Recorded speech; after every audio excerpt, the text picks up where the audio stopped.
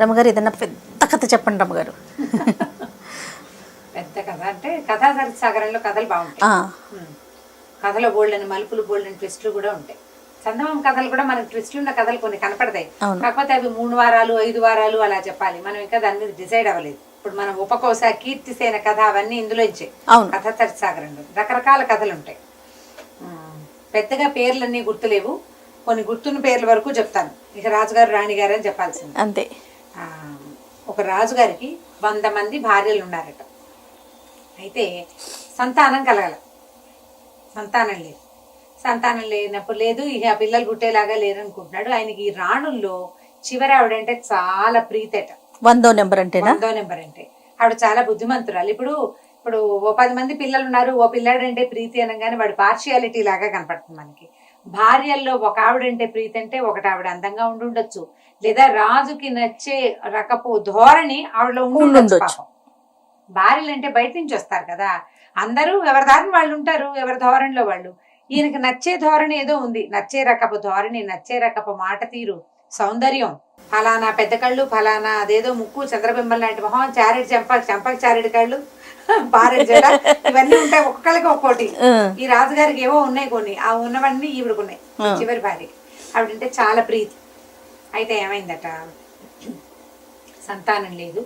ఈయన ఆ స్వామీజీకి ఈ స్వామీజీ కోసం వెళ్ళేవాడు. అయితే ఏమైందట, ఒకసారి ఎక్కడో అడవికి వెళ్ళి అంటే వేటకెళ్ళి ఆయన తిరిగి వస్తుంటే ఒక ముని కనిపించాడు. నాకు సంతానం లేదు, 100 మంది భార్యలు ఉన్నారు కానీ అని చెప్పేసరికి ఆయన ఏం చేసేట, ఓ బ్రహ్మాండమైన మేకను ఒకదాన్ని ఇచ్చేట, బలంగా పుష్టిగా. ఈ మేకనిచ్చి, అబ్బాయి ఈ మేకను తీసుకెళ్ళి ఈ మేకతోటి ఒక రసకం అంటే సూప్ తయారు చేయించు, మేక సూపు. ఆ సూపుని నీ రసకము అంటారు తెలుగులో. సంస్కృతంలో ఏం పేరుందో అందులో రసకం అనే ఉంది. ఆ పేరు విచిత్రంగా ఉండేసరికి అది గుర్తుందనమాట. ఎప్పుడో చదివాను, చాలా రోజులైంది. నేను ఇంకా మీరు రసకము అనేసరికి సంస్కృతం వర్డ్ అనుకున్నాను. తెలుగులో అలా అంటున్నారు. రసకం బహుశా సూప్ అవుతుందని నేను భావిస్తున్నాను దాన్ని. సూప్ చేయించి చక్కగా మంచిగా అన్ని అంటే హెర్బ్స్ అని వేసి, పుదీనాలు అవి ఇవి వేస్తారు కదా సూపులు చేయడానికి, అది వేసి నీ భార్యలకి ఇవ్వు, తప్పకుండా సంతానం కలుగుతుంది అని చెప్పాడు. ఏదో మంత్రించిన మేక. ఈయన మేకని పట్టుకొచ్చాడు. రాజుగారు మేకని తింటారా లాంటి ప్రశ్నలు లేకండి, కథలో అలా ఉంది అంతే. తింటారు రాజులు, క్షత్రియులు మాంసాహార భోజనం వాళ్ళకి నిషిద్ధం కాదు. అక్కడి నుంచి ఏమైందట, రాజుకి పూజ చేసుకోమన్నాడు. రాజుకి ఒక పూజ కూడా చెప్పాడు, ఫలానా ఒక పూజ చేయమన్నాడు. ఈయన పూజ చేసుకునే టైంలో ఈ 100 భార్యలు తమకు సంతానం కలుగుతుందని ఆనందంగా ఒక చోట కూర్చున్నారు.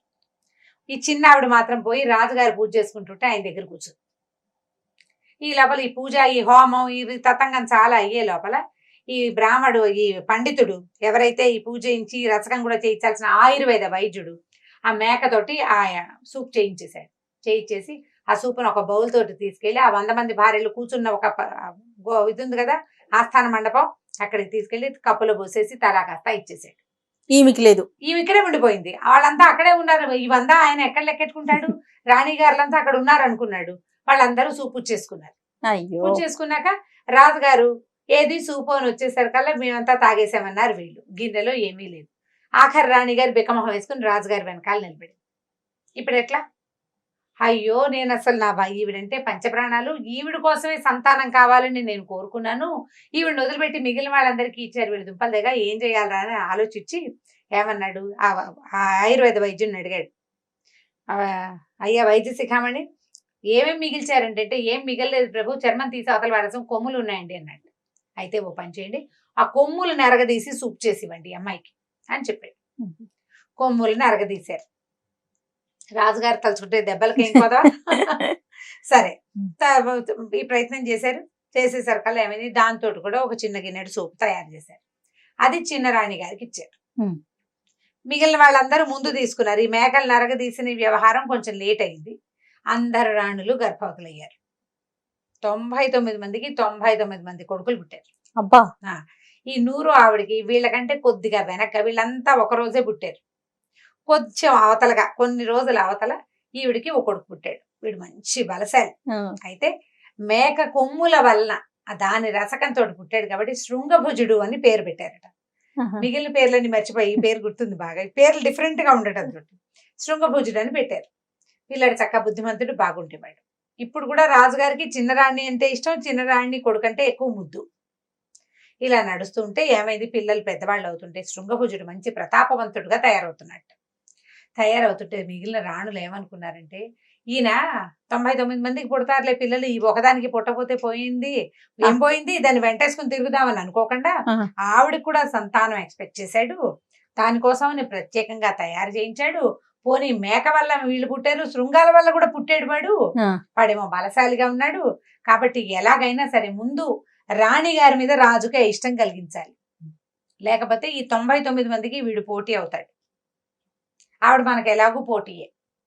సవతుల మత్సరం అంటే ఇలా ఒకే వ్యక్తికి 2-3 భార్యలు అంటే వాళ్ళలో వాళ్ళకి పడదు, గొడవలు అవుతుంది, వాళ్ళకి నచ్చబాటుగా ఉండదు. ఎలాగైనా ఆ కాస్త అడ్డు తొలగించేసుకుంటే వీడు మనవాడే కదా అనుకుంటారు.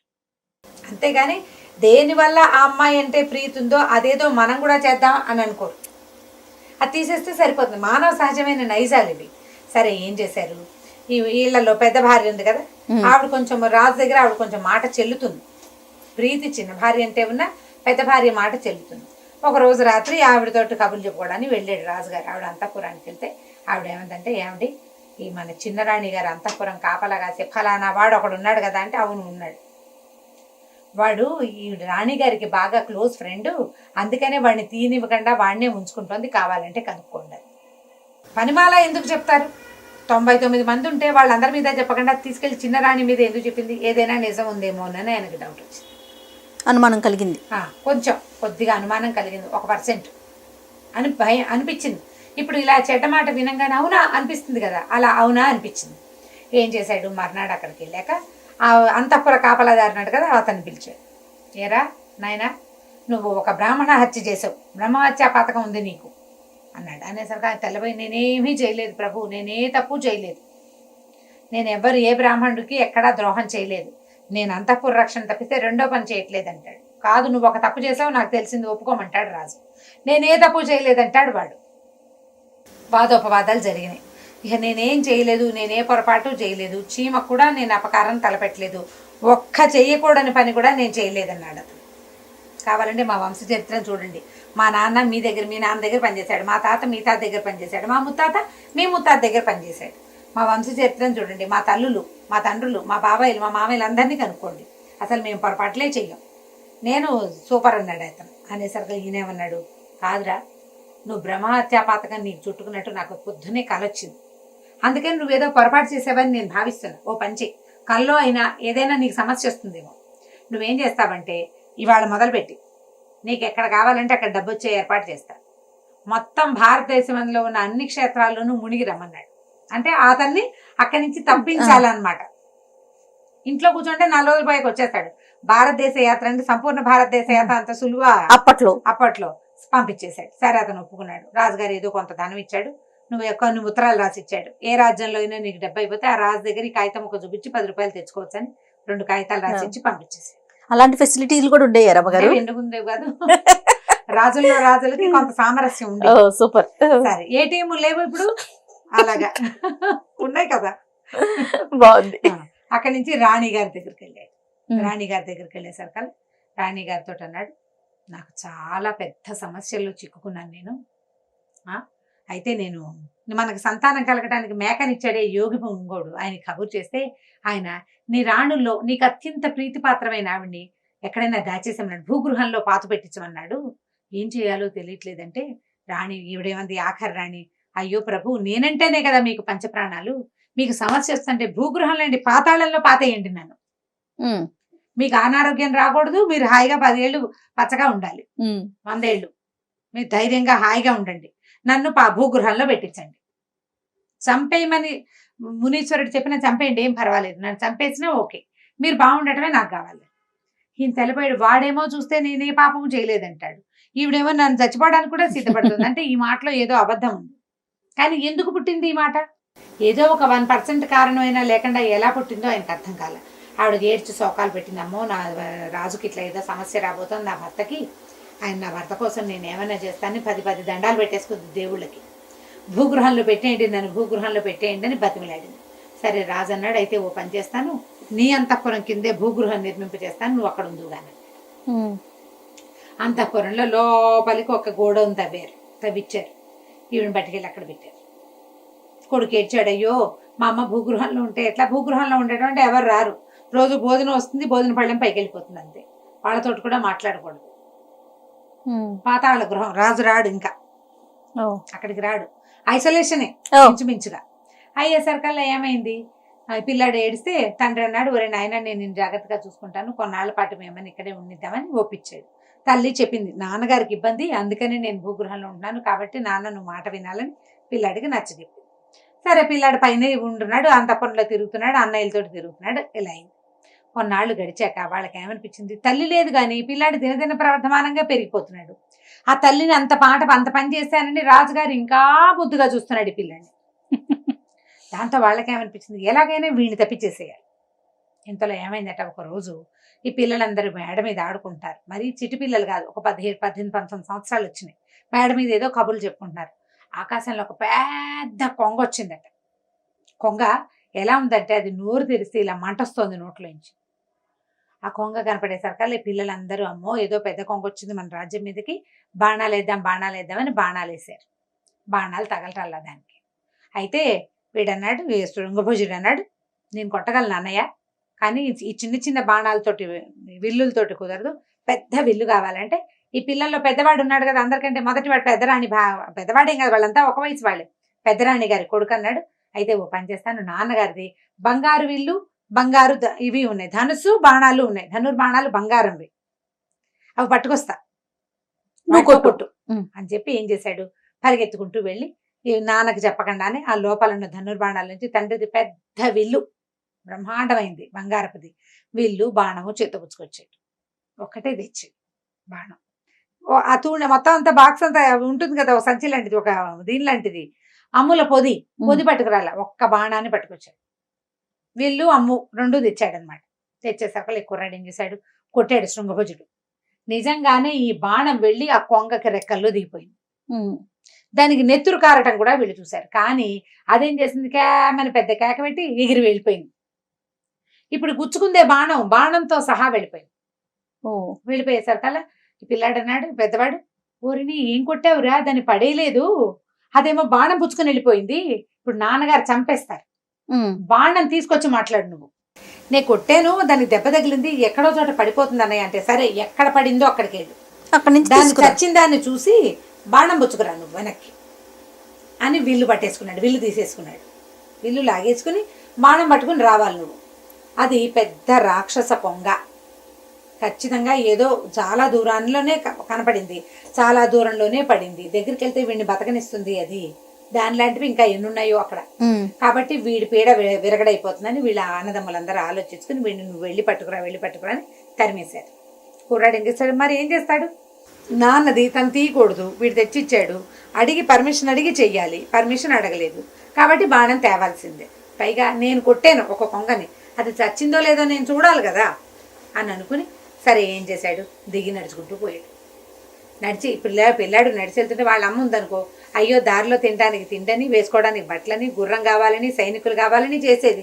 తల్లి తల్లి తోడు అన్నారు, తల్లి తోడు లేకపోతే ఎవరు చూస్తారా పిల్లాడిని, అందరూ వాళ్ళ పిల్లాడు కాదు కాబట్టి ఎవరి దారిని వాళ్ళు ఊరుకున్నారు. పిల్లవాడు ఒట్టి కాళ్ళతోటే కుర్రాడు నడిచి వెళ్ళిపోయాడు. నడిచాడు, ఆ అడవి వైపు నడవటం మొదలు పెట్టాడు. ఇక నడిచాడు నడవగా చివరికి ఒక పెద్ద అడవిలోకి చేరాడు. ఆ అడవికి పై భాగాన అంటే చెట్లు, ఎర్ర పువ్వులు అవి కనపడుతున్నాయి. వీళ్ళకి దూరంగా కనపడినవి అవే. అక్కడే పడింది కొంగ, ఆ అడవిలోనే. వెళ్ళేసరికల్లా అక్కడ ఒక చక్కటి చుక్క లాంటి ఒక అందమైన అమ్మాయి కనపడిందట. ఆ పిల్లకి వీడిని చూసేసరికల్లా వీడు బాగా నచ్చాడు. ఆ అమ్మాయింది, నువ్వెవరు ఏమిటి అంటే, నేను ఫలానా రాజుగారి అబ్బాయిని, ఇక్కడి నుంచి ఈశాన్యంగా మా ఊరుంది, ముందు ఒక కొంగ, పెద్ద కొంగ కనపడింది, మా అన్నదమ్ములంతా వేశారు, బాణం తగలేదు, మా నాన్నగారి బంగారు బాణంతో నేను కొడితే దానికి తగిలింది, అది కాస్త పడిపోయింది, బాణం మా నాన్నది, నేను వెనక్కి అప్పచెప్పాలి, అది చచ్చిందో లేదో చూడడానికి వచ్చాను అన్నాడు. అనేసరికల్లా ఈ అమ్మాయింది, నేను ఆ బాణం తగిలిన కొంగ ఉంది చూసారు, అది కొంగ కాదు, అగ్నిశిఖుడు అనే ఒక రాక్షసుడు, అతను ఇట్లా కొంగ రూపంలో విహరిస్తాడు. తను ఎక్కడెక్కడ దాకా ఎగరగలిగాడో ఆ ప్రాంతాన్ని అంతా తను సొంతం చేసుకుంటాడు. ఇప్పుడు ఈ అడవి ఇది వరకు మీ కిందే ఉండేది, ఇప్పుడు మా నాన్న ఏలుబడిలోకి వచ్చేసింది. నిప్పులు వెదజల్లుతాడు నోటితోటి. నేను అతని కూతుర్ని ఆ బంగారు బాణాన్ని ఇంటికి పట్టుకెళ్ళిపోయాడు మా నాన్న. తనకు తగిలిన బాణాన్ని. మా దగ్గర బోల్డని మందులు ఉంటాయి, ఆ ఆకు పసర్లు కనుక వేస్తే ఆటోమేటిక్గా హీల్ అయిపోతుంది. హీల్ అయిపోయింది మా నాన్నకి నొప్పి అని చెప్పింది. చెప్పేసరికల్లా అయ్యో ఇప్పుడు నాకు ఆ బాణం కావాలి ఎలాగా అన్నాడు.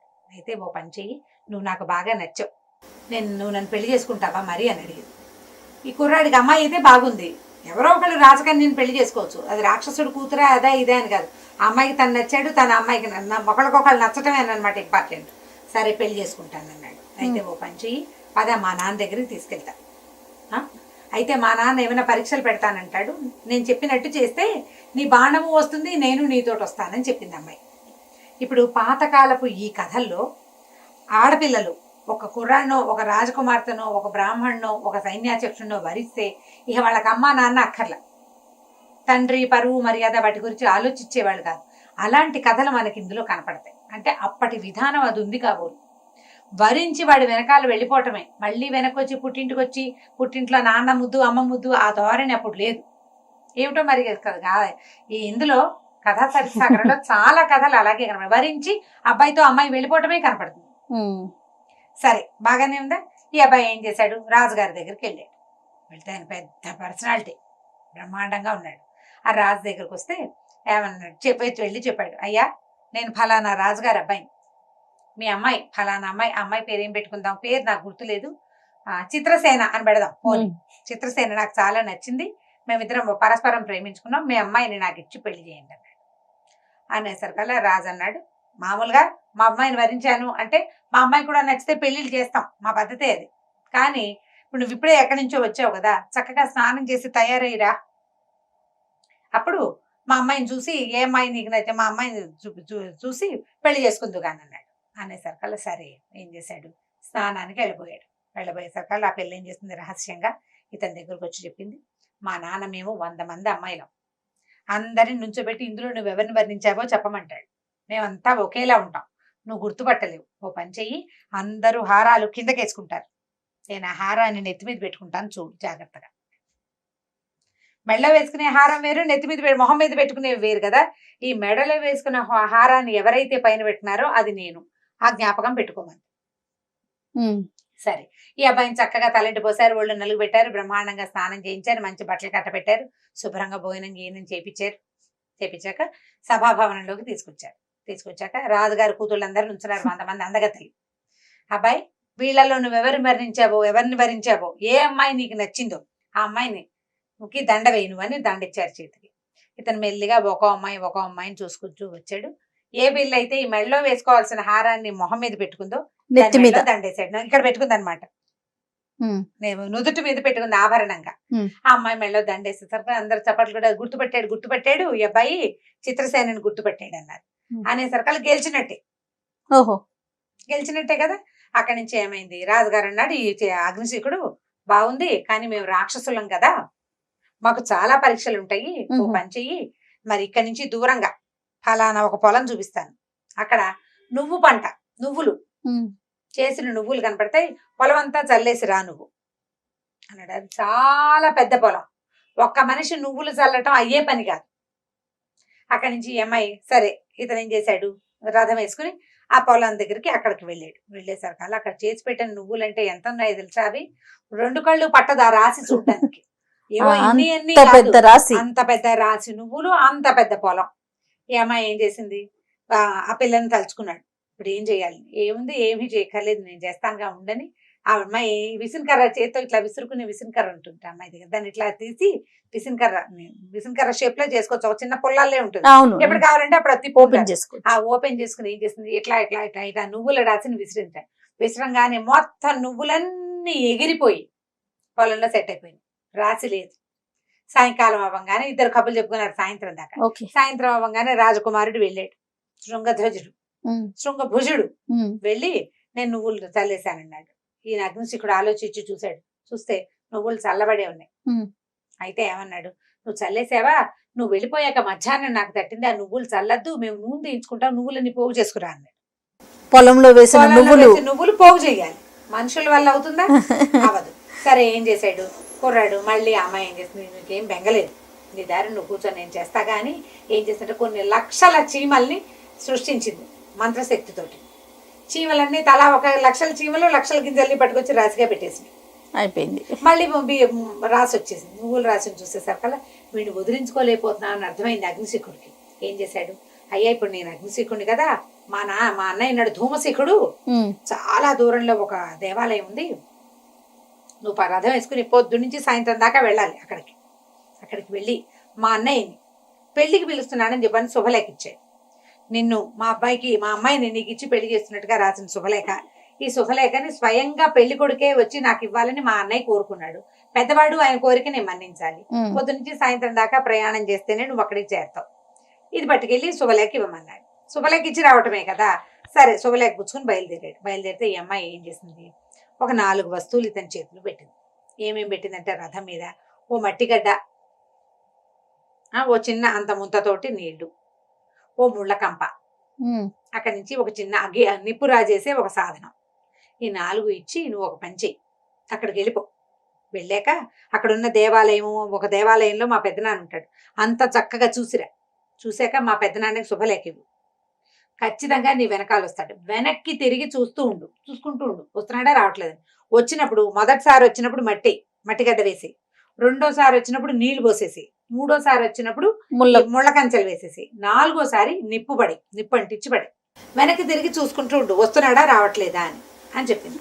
ఈ 4 చిన్న చిన్న వస్తువులే కదా రథం మీద పెట్టుకున్నాడు. రథం తోలుకుంటూ పోయాడు. ఒక్కడే వెళ్తే ఏమైంది, ఇదంతా ఎంత దూరమో వెళ్ళగా పెద్ద దేవాలయం కనపడింది. మధ్యలో శివాలయం, శివుడు పార్వతి, అంటే శివాలయానికి ఓ పక్కన అమ్మవారు ఉంది, ఇంకో పక్కనేమో వినాయకుడు ఉన్నాడు. అక్కడి నుంచి 2 పెద్ద నెమళ్ళు ఉన్నాయి. ఆ మెట్లు ఎక్కుతూ ఉంటే దేవాలయం మెట్లు పెద్ద నెమళ్ళ విగ్రహాలు ఉన్నాయి. పైకి ఎక్కితే ఏనుగుల విగ్రహాలు ఉన్నాయి. పార్వతీదేవి చక్కగా అలంకరించి ఉంది. వినాయకుడు ఎలుక మీద కూర్చున్న వినాయకుడు విగ్రహం కనపడింది. చూసి దాని చోట్ల దండం పెట్టుకున్నాడు. ఈ నెమళ్ళ విగ్రహాలని ఏనుగుల విగ్రహాలని విచిత్రంగా అతను చూస్తూ అటు ఇటు తిరుగుతుండగానే ఈ ధూమశిఖుడు వచ్చాడు బయటికి. వాడు ఇంకా పెద్ద రాక్షసుడు, అగ్నిశిఖుడు అన్నయ్య. ఏమిటి, ఎవరు నువ్వు, ఎందుకు వచ్చావన్నాడు. నేను మీ తమ్ముడు అగ్నిశిఖుడు కూతురైనటువంటి చిత్రసేనని పెళ్లి చేసుకోబోతున్నాను, మీకు శుభలేఖ ఇచ్చి రమ్మన్నాడు, స్వయంగా ఆహ్వానించి రమ్మన్నాడు మీ తమ్ముడు, ఇదిగోండని శుభలేఖ చేతిలో పెట్టాడు. శుభలేఖ తెరిచి చూసుకున్నాడు. ఈయన శుభలేఖలో ఏముంది, వెంటనే ఇక ఆగలేదు ఈ అబ్బాయి.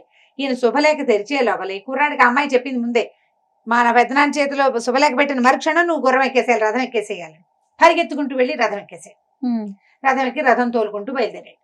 ఈయన శుభలేఖ తెరిచి చూసుకున్నాక ఈ వచ్చిన శుభలేఖ పట్టుకొచ్చిన కుర్రాన్ని చంపేయమని కింద రాక్షస భాషలో రాయబడి ఉంది. ఓహో. ఆ ధూమశిఖుడు ఏం చేశాడు, పరిగెత్తుకుంటూ వచ్చాడు ఈ కుర్రాన్ని పట్టుకోవటానికి. ఈ కుర్రాడు రథం తోలుతున్నాడు, వెనక్కి తిరిగి చూస్తున్నాడు కదా. చూస్తుంటే ఈయన కనపడంగానే ఏం చేశాడు, ముందు మట్టి గడ్డని విసిరేసాడు. విసిరేసేసరికి అది పెద్ద పర్వతం అయిపోయింది, పెద్ద ఎత్తు గుట్ట అయిపోయింది. ఈ ధూమశిఖుడు అట్లా ఎలాగోలాగా ఎక్కి మొత్తానికి ఆ గుట్ట దాటి మళ్ళీ వచ్చి పరిగెత్తుకొచ్చేస్తున్నాడు. వస్తుంటే ఈసారి ఏం చేశాడు, ఒక చిన్న ముంత ఇచ్చింది కదా నీళ్లు, ఈ నీళ్ల ముంత విసిరేసాడు వెనక్కి. కుర్రాడు శృంగ భుజుడు రాజకుమారుడు విసిరేసేసరికల్లా ఏమైంది, ఇది పెద్ద నదిలాగా అయిపోయింది. ఆ నీళ్ళన్నీ దాటుకుంటూ చచ్చి చెడి వచ్చాడు ఈ ధూమశిఖుడు. వచ్చేసరికల్లా ఈసారి ఏం చేశాడు, ముళ్ళకంచి ఇచ్చింది కదా అంత ముళ్ళకంప, ఆ కంపనెత్తి విసిరేసి అది పెద్ద అడవి అయిపోయింది. మంత్రశక్తి అనమాట. వీడు ఈ అడవి దాటి వచ్చే లోపల ఈ కుర్రాడు ఏం చేశాడు, వస్తున్నట్టు గమనించుకుని ఈ అగ్గి ముట్టించి వెనక్కి విసిరేసేసరికల్లా నిప్పు అంటుకుపోయింది.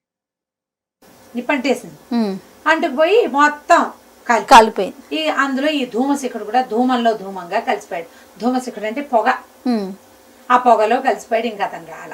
ఇతను పరిగెత్తుకుంటూ వచ్చేసాడు వెనక్కి. వచ్చేసాక వచ్చిన కుర్రాన్ని చూసి అగ్నిశిఖుడు ఆశ్చర్యపడి, ఎలా వచ్చావు నువ్వంటే, అదేమిటి రథం మీద వెళ్ళాను, రథం మీద వచ్చా, ఇదిగో నువ్వు ఇచ్చిన రథం. అయితే నువ్వు నిజంగా వెళ్ళావని, నిజంగా వెళ్ళాను. అక్కడ ఒక పెద్ద దేవాలయం ఉంది, కింద 2 నెమళ్ళ విగ్రహాలు ఉన్నాయి, మెట్లు ఎక్కాక 2 ఏనుగుల విగ్రహాలు ఉన్నాయి, మధ్యలో శివాలయం ఉంది, పక్కన అమ్మవారు ఉంది, రెండో పక్కన విఘ్నేశ్వరుడు ఉన్నాడు. చూసినట్టుగా చెప్పాడు. అమ్మవారికి అలంకారం ఉంది, వీడికేమో వినాయకుడేమో చక్కగా ఎలుకనెక్కి కూర్చుని ఉన్నాడు, పువ్వులు అవి అలంకరించి ఉన్నాయంటే ఆ దేవాలయం నరమానవుడు కళ్ళ చూసేది కాదు, ధూమశిఖుడి మాయతోటి ఏర్పడింది. అంటే వీడు నిజంగానే చూసొచ్చాడు. ధూమశిఖుడు ఏమయ్యాడు, ధూమంలో కలిసిపోయాడు. దాంతో ఏమనుకున్నాడు, రేపొద్దున పెళ్లి చేస్తాను ఉండమన్నాడు. ఇది అమ్మాయి ఏం చేసింది, అర్ధరాత్రి వచ్చి మా నాన్న పెళ్లికి వెళ్ళి ఏం చేయడు, నేను చంపడానికే ప్రయత్నం చేస్తున్నాడు, బంగారు బాణం మా నాన్న లోపల దాచుకున్నాడు, బాణం పుచ్చుకుని వచ్చేస్తాను, మన ఇద్దరం కలిసి వెళ్ళిపోదాం పదా అని చెప్పేసి ఏం చేసింది, ఆ బంగారు బాణం చేత్తో పుచ్చుకొని ఈ కుర్రాన్ని తీసుకుని బయటికి పరిగెత్తుకుంటూ వచ్చేసింది. వచ్చేసేసరికల్లా ఏమైంది, తెల్లవారుజామున ఈ అబ్బాయిని చంపుదాం అనుకున్నారు వాళ్ళు. రాక్షసులు, వాళ్ళ పిల్లని వీడికి ఇవ్వడం ఇష్టం లేదు. తెల్లవారిపోయిన తర్వాత చూసుకుంటే కుర్రాడు లేడు, అమ్మాయి లేదు. దాంతో ఈ అబ్బాయి వెనకాల పడాలని ఈ అగ్నిశిఖుడు ఏం చేశాడు, మళ్ళీ యథారూపం కొంగ రూపం ధరించి పరిగెత్తుకుంటూ వచ్చాడు. కానీ ఇతను రాక్షసుడు కదా, జనరల్ గా ఏం చెప్తారంటే రాక్షసులకి చిన్న మందబుద్ధి ఉంటుందని చెప్తారు.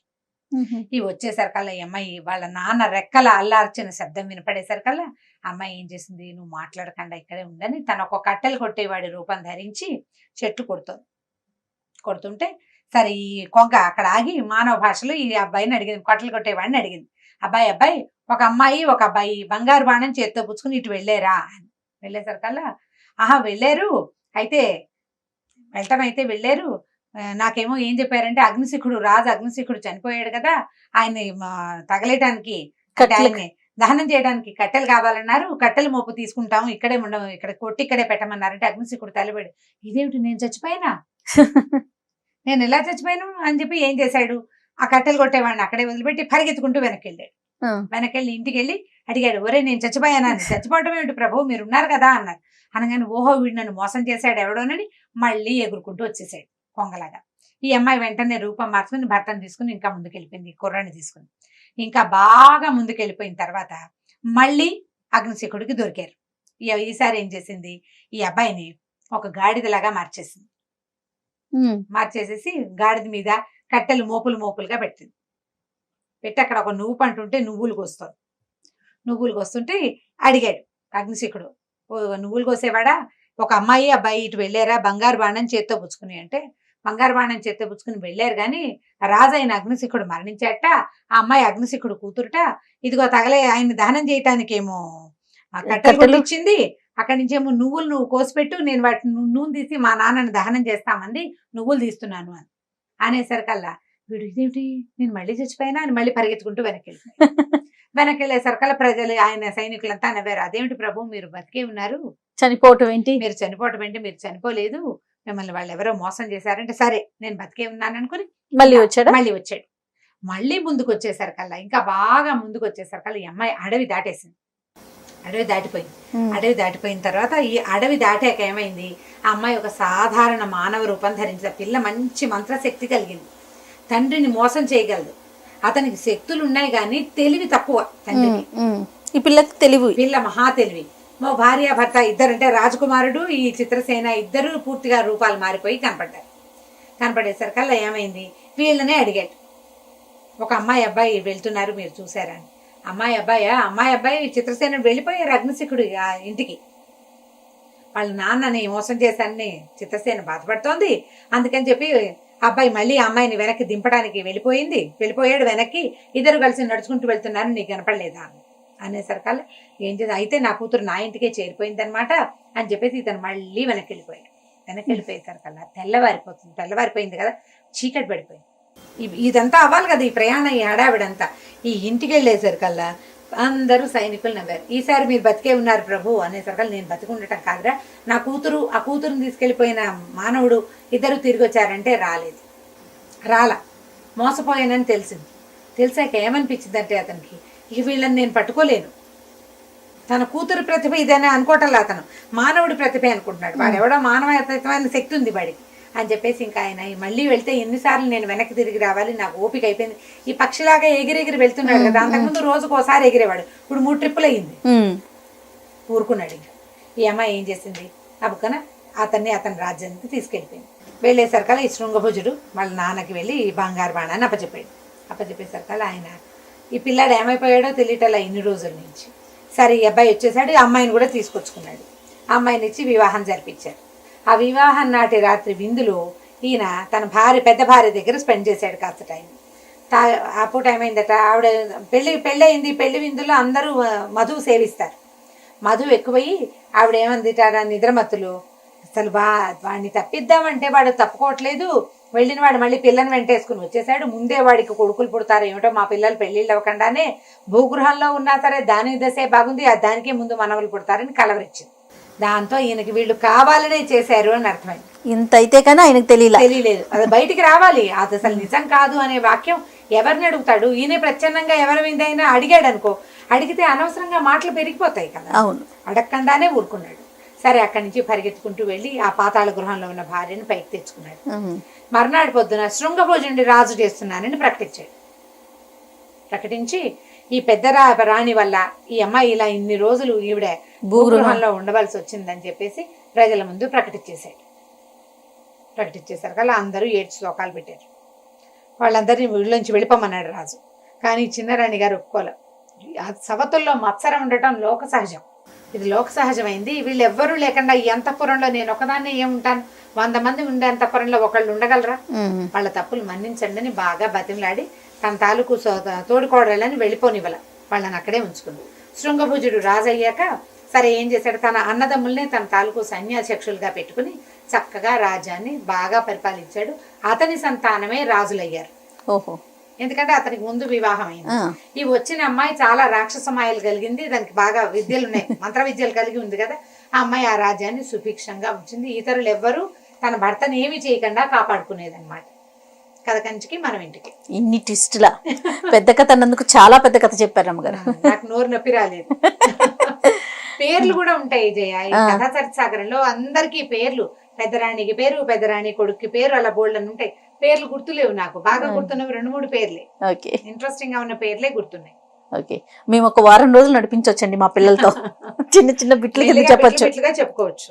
రైట్ అమ్మగారు, ఇంకొక స్టోరీతో కలుద్దాం. నమస్తే.